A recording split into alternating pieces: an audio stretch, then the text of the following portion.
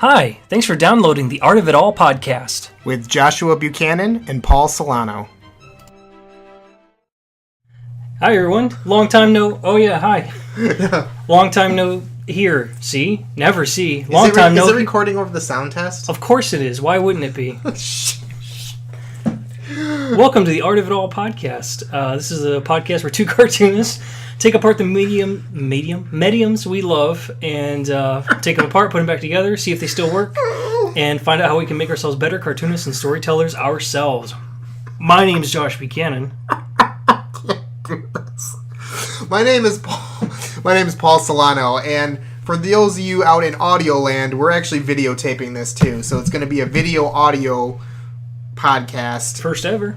And so that's why I'm laughing, because it's kind of hard to, we're so used to just talking into the mic, and now we're staring at your iPhone. No, we're staring at the audience. Oh man, I shouldn't have ate that pasta. Yeah. I ate this pasta. It's all vinegar and garlic. Maybe this will push it away. Let's push it away. Okay, so we already said everything. Yeah, what our names were. This is actually Irish Black. This is bleh. This is what we're Irish Black. I can't do this. This is what we're drinking. It's a beer. Irish Black Lager. McSorley's Irish Black Lager. So we're gonna try it out here. It's from Utica, New York, I guess. Utica. Hey, not bad. It's pretty good. It's got some weird bald guy with really huge mutton chops or something on the side of it. That's McSorley. Oh, is it? I'm gonna say so. I'm just gonna make stuff up. That's actually not bad. Black lagers always tend to be You're such a racist. I almost spit beer on your book. Oh gosh, please don't. I'm gonna move that. But in any case, black lagers have always tended to be, just by the name you'd imagine it's it's a really thick, heavy, woody beer. And are you saying that anything black is thick? No, it's just when you think of something and that woody. When you think of something that is described as such, usually I'm gonna turn off my phone. Because this is an awesome podcast. Yeah, oh. What does it say? It's from Rach. Yeah, it's your wife. She sent me a picture of... Okay, talk about what you're talking about. I was just going to say that usually that kind of terminology for a beer usually describes something that's thick and heady and really dark. But this is actually... Any black lager I've ever had has always been really lightweight. What's it of? She sent you a picture of your daughter with my sunglasses on. She looks like she just jumped out of the 1980s. Even with that shirt. Rachel tries to be a part of this podcast. I know, every time. All the time. Every time. Why don't you just come up here? Just get up here. You're seeing this later, so you won't actually get up here. Yeah, she'll be like, what? All right, so... What are we talking about? Well, we couldn't think of a topic, really, offhand. Yes, we did. Okay, we did. Anyways. We just thought it'd be very commemorative to do it as a video podcast, because it kind of does fulfill a purpose. And we both have been reading some books, and we decided to pick one of the books that we've read and just kind of gush about it for a little bit. Just talk about it. See if you guys want to pick one up, pick it up or something. And no, here's the interesting thing, is I think that this will kind of turn into... I don't know how to read. No. I think this will kind of be interesting to... it's going to turn into kind of an interview podcast, because I haven't read your book, and you haven't read my book. It's not my book. It's by some other guy. I didn't write this book. I haven't read the book he chose to read, and neither has he for I. There you go. I just laid down some English. Okay. All right, so let's go. You want to go first, or you want me to go first? Sure, I'll go first. No, you go first. All right. Feel free to ask questions about the book. Okay. Is it good? It's fantastic. My goodness. All right, talk about your book. Well, I picked this one because I think it's one of the best stories she's told. This author, it's Erin Hicks. I think is probably one of the finest storytellers in comics today. Everything she tells is you can feel like there's a human emotional side to everything. The stories are very believable, and her characters are as lifelike and believable as any Miyazaki film you see. I like that. I like when you can read about characters you get an emotional attachment to. You feel what they feel. Every single book she's done. This one I picked this today. Obviously all her books are fantastic. It was very hard for me to actually pick. But I wound up going with Friends with Boys by Erin Hicks. It's published by First Second Press, which many would consider the Pixar of the comic book industry. It's basically about, it's a little bit of it starts to almost turn into kind of a Faith Erin story. Like, it's about her.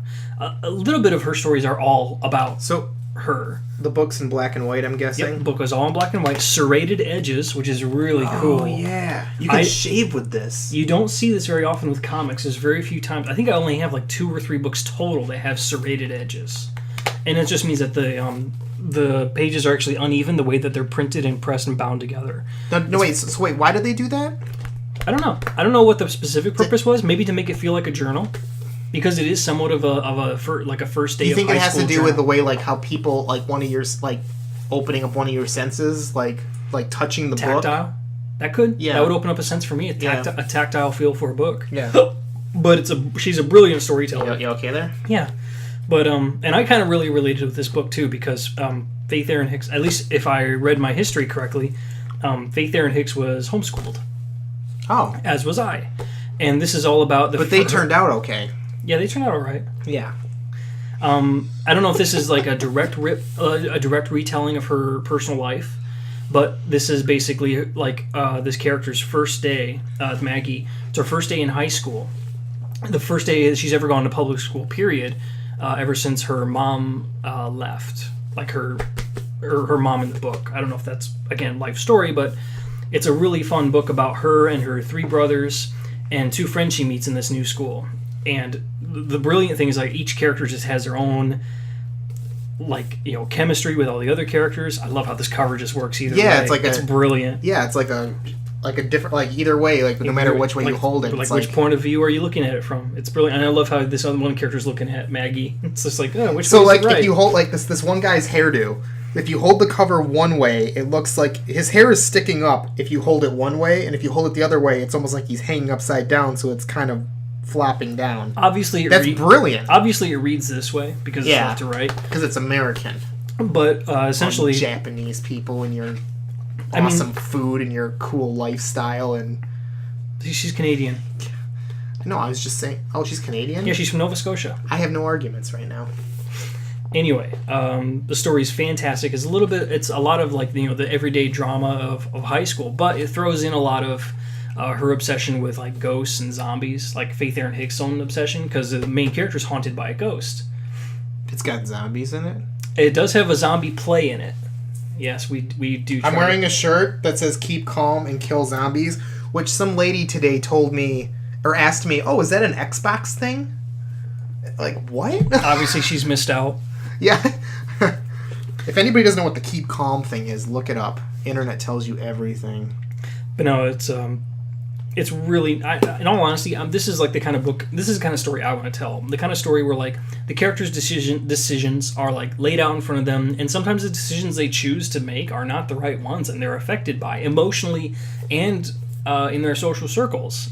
So, like, even in another book that she has that she just did was, she did it with Prudence Shen, also a second book. That one's called Nothing Can Possibly Go Wrong. She worked on a book together with somebody? Mm-hmm. That one's even bigger than Did she do the art, or did she do the story? She did the art. But still, it's that's like, what I need. I need somebody to draw my stories. You should just draw them yourself. Well, one story I have to draw myself because of how I have it in my head, but I have, like, 2 other stories that I've storyboarded out that... Are you begging me? You're too busy right now. I'm a little busy. It's sad. It's like when you're busy as a comic book artist, it's sometimes you really can't say what you're busy with, and it's sad. Like, I just now was able to post a Scratch 9 covers. We have 2 different recordings going on right now. If I came up with a small story, would you draw it? A small story? Yeah. Right here on the podcast? No, I'm just saying in general, so when I ask you later and you say you never told me that, I have 2 different forms of proof. If you really had a neat idea, I would probably draw it with you. All I have is neat ideas. Well, maybe let's flesh something out. Flush something out? Now it makes it sound like poop. You just made it sound like... Is it? Well, okay, back to the drawing board. Anyway, questions you have about this book? What is that on the back? Is that a zombie hand? Nope. This is actually a... Oh, it looks like a armor. It's a gauntlet from a... what was the term? I think it was like where the characters live is a show them where the characters live is I believe it's a colonial town, and it's a relic from. ships that landed there before, and it has to do with the ghost treasure. story and about the ghost that's haunting Maggie. It's not haunting her in a creepy way either. It's not scaring her. It's just kind of following her around ever since she was a kid. Like the first encounter she has with it is her brothers ran to play in the cemetery, like all three of them, and she's just running, trying to catch up to them, and she just kind of like loses track of them, and she's frustrated at him, and this ghost just comes out of nowhere and just stares at her, and Maggie pulls out a Mars bar, like, "You want a candy bar?"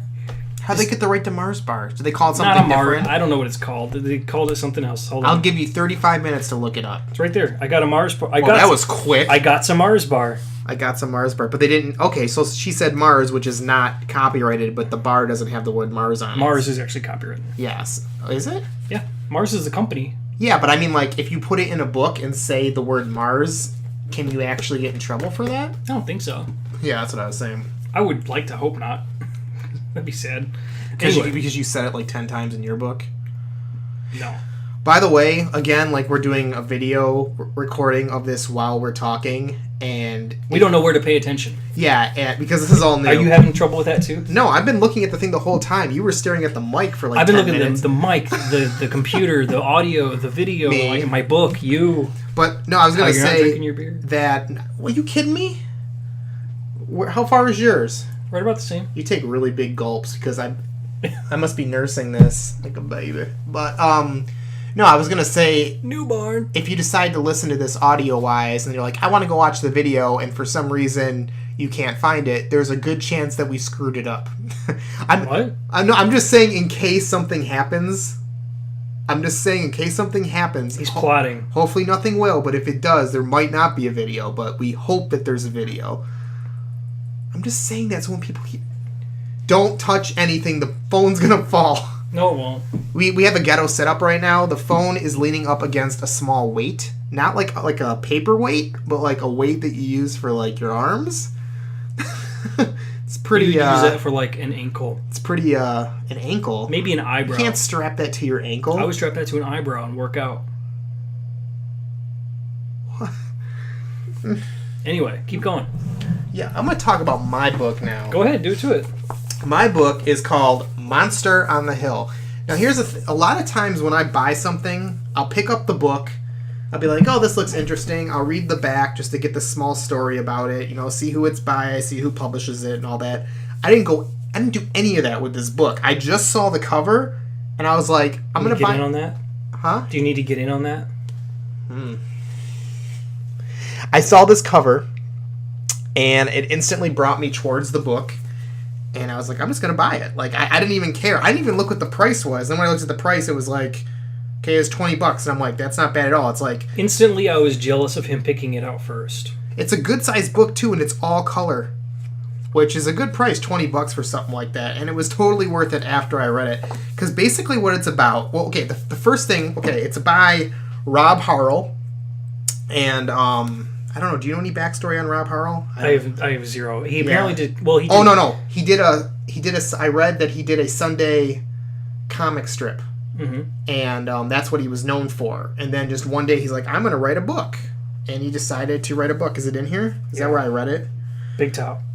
Born and raised in Bloomington, Indiana. Okay, he wrote and drew a daily comic strip called Big Top, which sounds really familiar to me, and I don't know why. But he decided to, he basically decided to, he's done other things like in Mad Magazine, I guess, but he decided to write a story, and he came up with this brilliant story. But this is the thing that I thought was brilliant. It's hard enough for me to come up with the right dialogue in a book. He actually wrote all the dialogue in here like they were all from England. And not like New England, but like Old England. Like, oh, I fancy me a crumpet and some tea. Like, that's exactly how these people talk in this book. So stereotypical English. Yeah. Well, is it old time London or is it current present I think day? it's more old time, but fantasy style old time because it's got monsters in it. But I'm trying to find like a spot that I could just like read where, like, the one guy says, so you're not from Billingwood. Well, I'm sure your monster on the hill is just scary. Yes. Well, no, that's not. Oh, yes. Well, not exactly. We've come from Stoker-Avon. No, that's not it. That's not the line. What's the book about? Well, basically, this is what the book's about. Every town has a monster on a hill. Every town? Every town in this book has a monster on the hill. And what the people in the town want is they want to be excited. So what they do is they have this monster every now and then come down to their village without telling them. Like, they don't know when the monster's coming down. He's just going to come down, and he goes crazy. And maybe he cracks a couple buildings, picks up some people, and just wiggles them. Never kills people, never eats people or anything like that. He's just there for the scare factor. And these people thrive off the scare factor. They want to be scared, and then when they're done, they're just super excited. Like, that was so much fun. And they go to other towns, and they're like, how's your monster? And they're like, oh, our monster's awesome. The other week he knocked down an entire building and scared a bunch of children, and they're like, oh, that's awesome. And they also treat it like another way, as in, like, the monsters have like stuffed animals that you can collect or trading cards and stuff like that. Well, this one town in particular, this family goes to another town and experiences their monster, and they're like, wow, this is really cool. And then when they find out where these people are from, they're from a town that has a monster that hasn't come down in like a long time. Like, he will not come down and scare anybody. He's just not. His name's Rayburn. His name's Rayburn, and he doesn't even have a scary name. They say because Rayburn. I think there's another monster there called Tectacular or something like that, which is like a cool name. This guy right here, this green dude. But yeah, his name's like Tectacular or something like that. I can't remember exactly. But they want their monster to be scary and to come down to their town and scare people, because that's what the monsters do. And they hire this guy who's he used to be a scientist and stuff, and they have him try to go convince the monster to basically come down and scare people again. But there's more into it that I don't want to say because it's going to ruin it, kind of.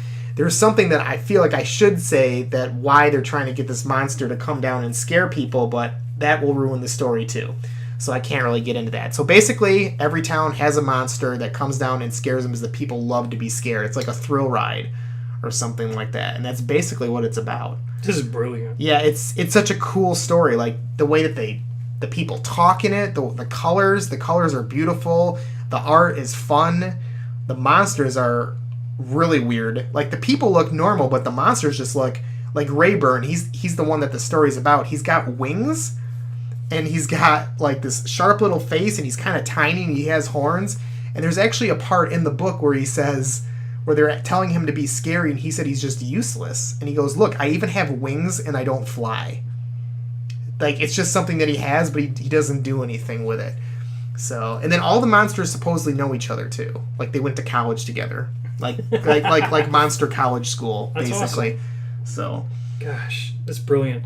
And there's a little boy in the comic too that basically sneaks up to the mountain with the guy, and he helps the monster a lot too. So the main characters are the monster, this little orphan boy, and this scientist. So, and the little orphan boy, he's the one that has all the cool lines, because he constantly talks in slang. Okay, like Rayburn in this one part says, well, I'm not leaving, I'm a bleeding fungus.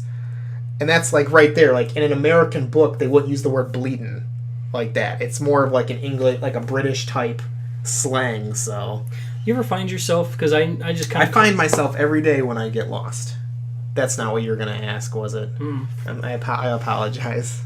I just kind of caught myself doing it. Was like, I just kind of looked at it and go like, this is brilliant. And like had a kind of like disgusted sound on my voice, because it's like, I wish I'd done this. Oh. You mean like when you read something, you say... Like, you read it and you're like, you really love it, but at the same time, you're just like, gosh, it's brilliant. I don't feel that... It's almost in it's almost in a derogatory sense of like, I wish I'd done it. I feel that way about everything. Like when I watch... Because I do videos... See a sandwich and you're like, gosh, okay, like how I'm on that app, I wish Vine. I ate you. I wish I would have made that sandwich. No, like the Vine app that Twitter made, where you can do... The Vine app is basically... Twitter made it. It's like animated Twitter, and you do 6-second videos, and you post it, and you can re-Vine it instead of retweet it, blah, blah, blah. I think they know. Some people don't. That's weird. But I will watch people's Vines all the time, and I'll start cracking up, and I'm like, oh, why didn't I think of that? Like, that's a funny thing to do. Like, I would, and it's something I would have thought of, but I didn't do it. And yeah, I do that about everything that I see or hear about. So, like, you ever like watch like an animated film or like a movie, and you're like, this is a really cool movie. This is something that I probably could have came up with, and if I would have came up with it, I would have been making all this money. But then I realized that it was the Green Lantern movie, and I was like, oh, I wouldn't have made any money. I still haven't seen that. I haven't seen it either. Oh, well, never mind.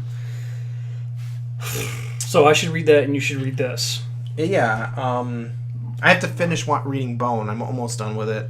Oh, yeah. I forgot about giving you that first book. Mm-hmm. I want to at least try to finish the first book before we go to Detroit Fan Fair and see Jeff Smith. Which actually, Jeff Smith actually commented on this guy's book on the back cover, so you'll have to check that out if you pick up his book.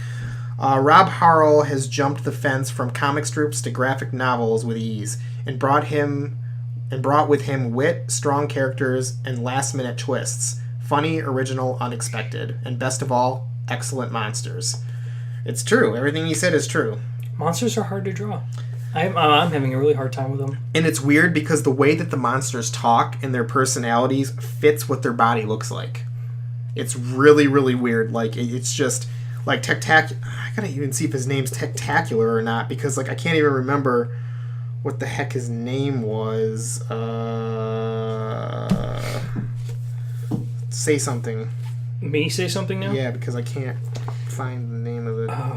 Well, like I said, I probably shouldn't talk about this if you're looking for something in there. Faith Erin. Well, I guess I just focus on Faith Erin Hicks for a bit more. Here it is. Never mind. Tentacular is his name. So Tentacular, the way that he acts and talks, he's like this big, bulky guy, is what I picture him as.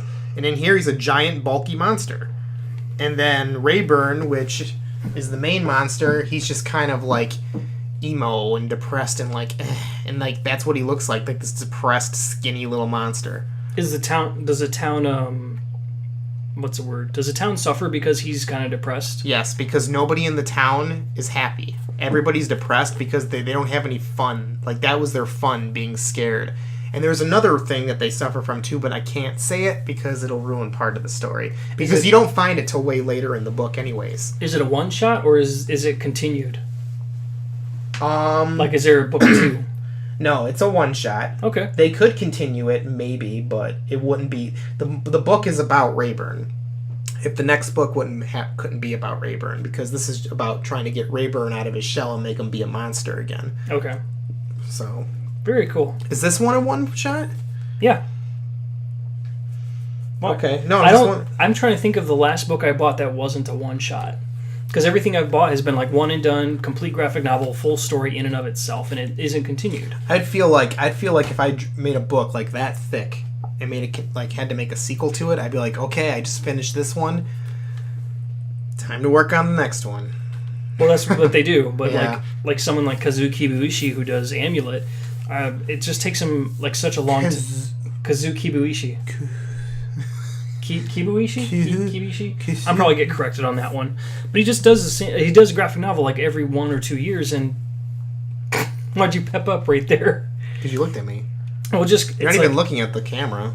No, I'm trying to focus everywhere. Why? Because my attention is demanded there, and here. Just make your attention right there. Wow, dead silence. And a goose in the background. I just heard a goose. But I'm sure it's got to be exhausting having to realize that you accomplished a pretty great feat, which was like publishing a 200-page graphic novel. Yeah. And then it's like, let's go. Is that their first book? Do it again. There? No, this isn't her. Faith. I couldn't remember if it was a her or guy. That's why I said there. No, Faith Erin. That is, however, Rob Harrel's first book, his first graphic novel book. Faith Erin Hicks, the earliest work I have of hers is Zombies Calling. A great book. It's about zombie apocalypse. Is she all about zombies then, I'm guessing? In that book she was.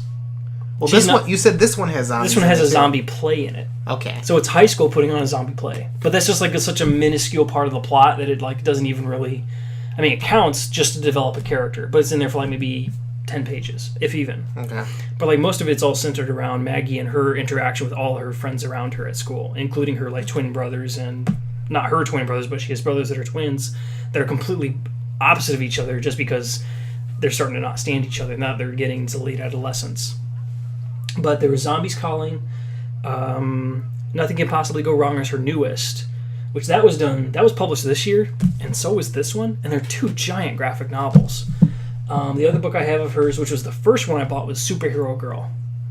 I think I showed you that one. It was all color. It opens This is the wide. same person that did Superhero Girl? Mm-hmm. Oh, okay. Yeah, it's awesome. I love Superhero Girl. I wish there was more, but as soon as she finished up Superhero Girl, she started working on her own books. I think it was this book that she started working on.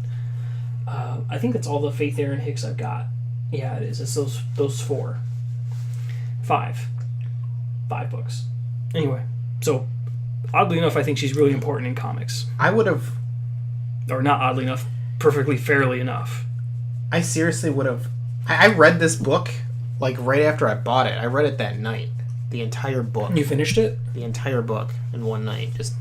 So you've been mulling it over for the past week or 2? Yeah, it's really easy. Oh wow, it's been a while. It's really easy to remember it. Well, I got Grand Theft Auto now, so it's not like I'm bored.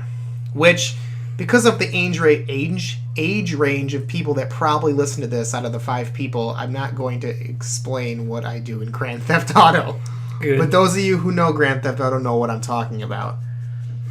I will have to say though, Grand Theft Auto, for having such a... His dog's itching. His dog always comes on the podcast. And is always allergic. No, but it's weird because, Grand Theft Auto is a really bad game. There's a reason why it says adult on it. But, I thought it was just rated M for mature. Is it? I thought it was either adult. Oh, this one should be rated adult. It's bad. But... I'm an adult! I just feel like the writing in it is so good, though. The characters are just so cool. Rockstar definitely I has like how you said you're not going to talk about it, but you're going to talk... I'm not talking about the bad stuff. Okay. About... Tell people why they should buy it. Why they should buy it? If you like really strong storylines... I don't have it by the by. Basically, if you like... All other Grand Theft Autos have a single character that you play as. This one goes out of the box a little bit. Really? Unprofesh. Somebody's talking. Just talk louder. Dude, they're going to come into your backyard. What? Why? I don't know. They're like right borderline under your like right next to your coming into your backyard. Well, I don't know what they're doing. Anyways, Grand Theft Auto, like, you always play as one character, but like this one, you have... Just close the window. Yeah. That's annoying. Watch your arm, watch the beer. My butt was in the shot, ladies. No, okay, so yeah. I'm going to get this out this time.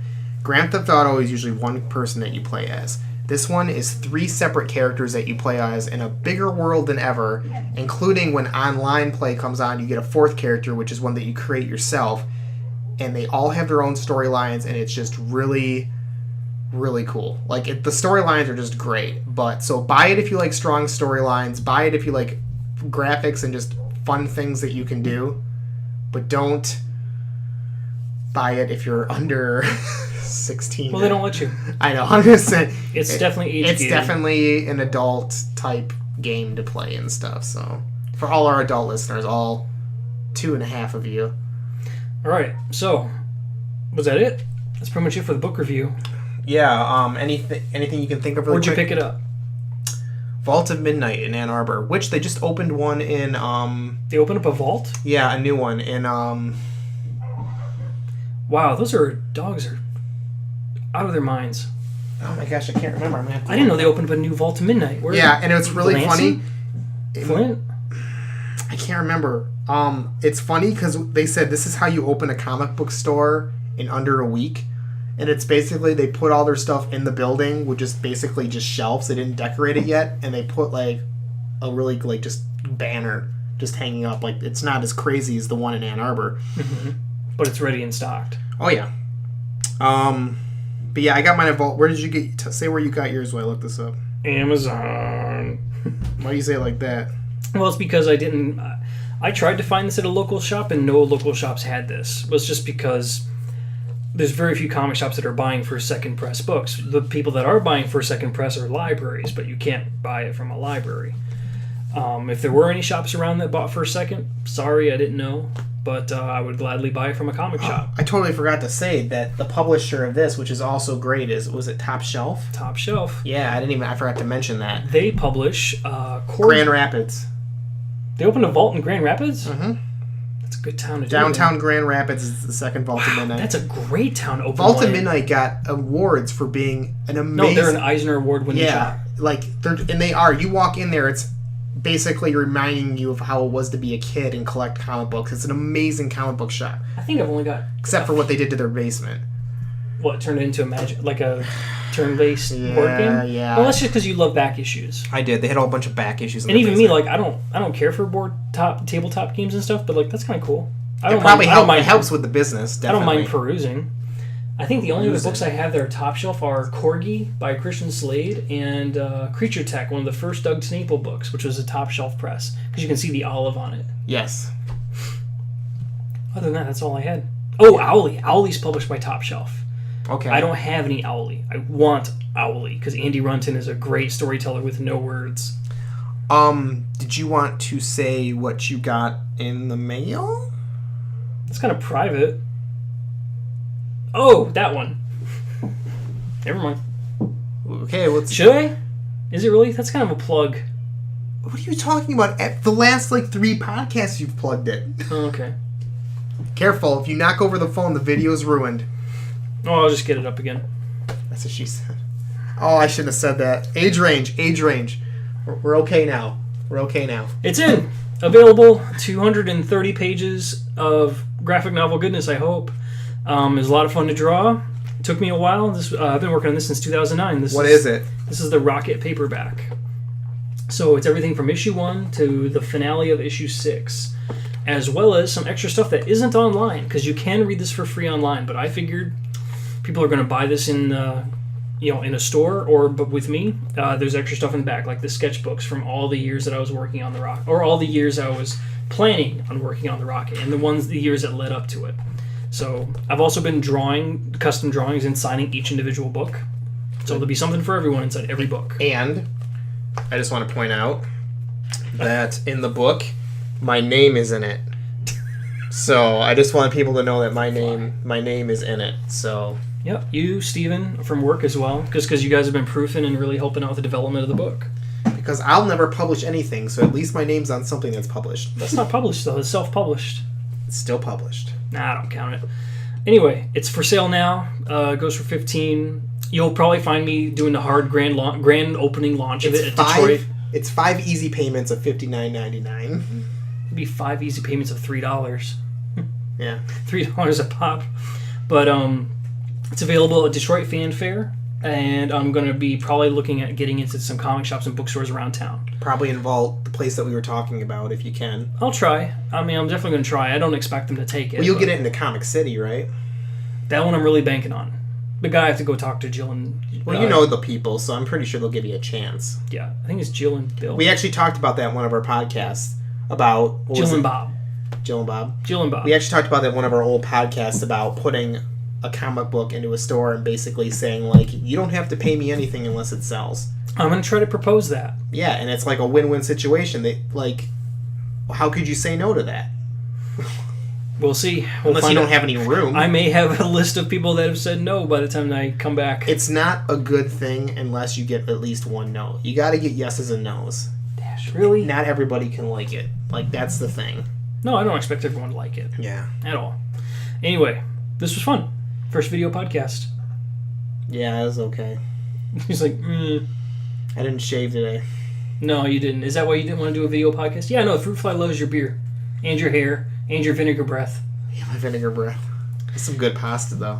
Anyway, thanks for listening. This has been a shorter, because of video podcast, Art of It All podcast. Mm-hmm. Sorry, I'm talking to the computer and the mic and the camera and you. The mic's right here. It's not going anywhere. I know. Sometimes it does. This has been the Art of It All podcast. Check out our comics. Check out our websites at artofitall.s3mi.com. Check everything we've been talking about in the dump. You're covering up your face. The dump. And, yeah, that's basically it. I've been Paul Solano. In the past tense, and I have been Josh Buchanan. Thanks for tuning in. Later. Bye. Bye. Okay, so you're in frame. Sure. This is where we'd be sitting to videotape. Video test. I know. I'll put it at the end of the video. It's like a, ooh, that's not funny at all. I like how my beer bottle's like right in the frame. Yeah, I know. The whole video will just have the top of the beer. Let's see if that's in frame.